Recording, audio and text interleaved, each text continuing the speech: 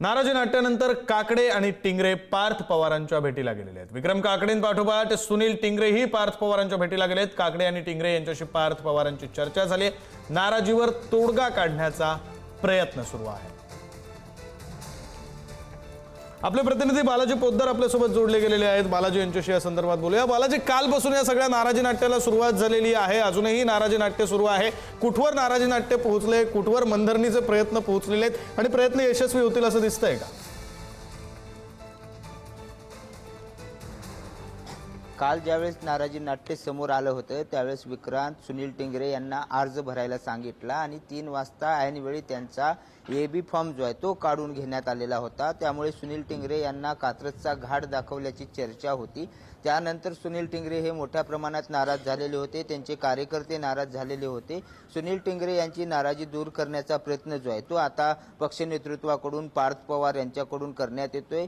सकाळी जे आहेत ते विधान परिषदेचे उमेदवार विक्रम काकडे हे पार्थ पवार यांच्या भेटीला आलेले आहेत आणि त्यांच्या बैठकीनंतर सुनील टिंगरे यांना निरोप देण्यात आलेला होता की तुम्ही भेटीला या। त्यानंतर सुनील टिंगरे जे आहेत ते आता जिजाई बंगल्यावरती आलेले आहेत आणि या तिघांमध्ये जी आहे ती आता बैठक सुरू आहे।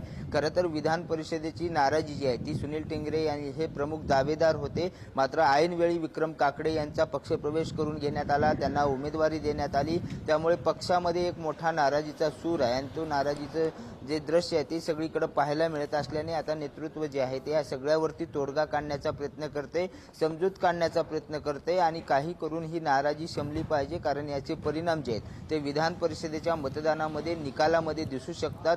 महायुती म्हणून एकत्र लढत असताना महायुतीचे प्रदीप कंत यांनी सुद्धा इथं अपक्ष उमेदवारी भरलेली आहे, त्यांना सुद्धा समजूत काढावी लागणार आहे, पक्षाच्या सुद्धा बैठका घ्याव्या लागणार आहेत। त्या अगोदर जे आहे ते अंतर्गत नाराजी जी आहे ते दूर करण्याचा प्रयत्न राष्ट्रवादी काँग्रेस पक्षाकडून पार्थ पवार यांच्याकडून आणि उमेदवार जे आहेत विक्रम काकडे यांना सोबत घेऊन करण्यात येतोय आणि त्याचाच परिणाम जो आहे तो आता सुनील टिंगरे स्वतः जे आहेत ते पार्थ पवार यांच्या भेटीला आलेले आहेत। आता पार्थ पवार, विक्रम काकडे आणि सुनील टिंगरे त्याचबरोबर काही पक्षाचे नेते यांच्यामध्ये बैठक सुरू आहे। आता ही नेमकी नाराजी कमी होते का हे पाहणं महत्त्वाचं आहे, मात्र आणखी नाराजी कमी झालं नाही हे यावरून सगळ्यावरून स्पष्ट होताना आपल्याला पाहायला मिळते। विक्रांत, बरं बालाजी, आता यातून प्रश्न असा पडतो की ही नाराजी दूर होईल का, तशी शक्यता दिसते का, आणि जर झाली नाही तर त्याचा कितपत फटका बसू शकतोय?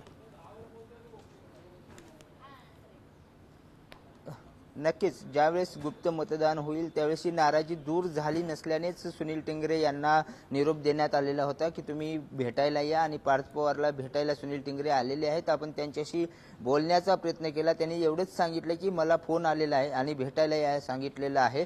कारण काल ज्या पद्धतीने सुनील टिंगरे दुपारी बाहेर आले, त्यानंतर आत गेले, त्यानंतर त्यांना अर्ज भरायला सांगण्यात आला।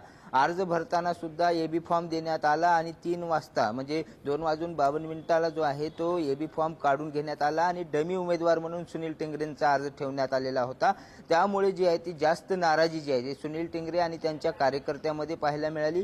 सुनील टिंगरेच एकटे नाराज नाहीत तर त्याबरोबर विलास लांडे असतील, योगेश बहल असतील, जे प्रमुख दावेदार होते या सगळ्यामध्ये, ते सगळे लोक जे आहेत ते नाराज आहेत। ते जाहीरपणे बोलत नसले तरी त्यांची नाराजी कायम आहे। त्यामुळे या सगळ्याचा परिणाम जो आहे तो या मतदानामध्ये होऊ नये। त्यांचेही काही समर्थक नगरसेवक, समर्थक जिल्हा परिषद सदस्य आहेत, त्या सगळ्यांमध्ये फूट पडू शकते, मतदानामध्ये फूट पडू शकते। एकीकडे महाविकास आघाडी उमेदवार समोर लढत आहे, त्याचबरोबर आपल्या अंतर्गत काही फूट पडू नये, राजकारणामध्ये जे नाराजी नाट्य आहे ते कमी व्हावं यासाठी प्रयत्न होतोय।